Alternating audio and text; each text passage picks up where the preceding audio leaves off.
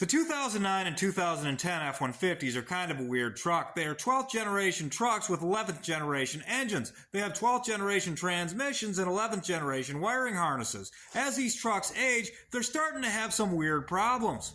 Now I've got one of these. It's a 2010 F-150 Platinum, and a friend of mine just bought a 2010 F-150 Lariat.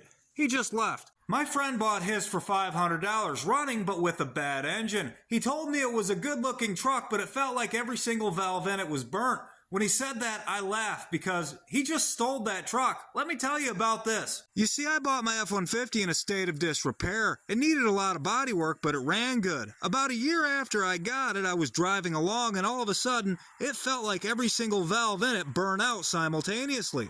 I was heartbroken. I went all over that truck trying to figure out what was wrong with it. It had good compression, it was clean, it was all tuned up, and there were no codes. I could not figure it out.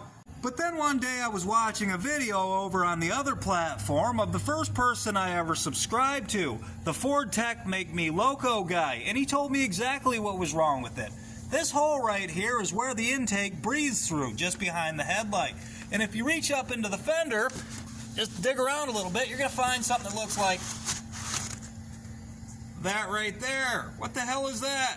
They put this thing in the fender for noise reduction, and originally it fit in there tight, but as the fender and the foam deteriorate, it started flopping around in there, just waiting for the perfect opportunity to block off your intake and ruin your entire day. I just pulled this out of my friend's truck, and now his goes down the road just as good as mine.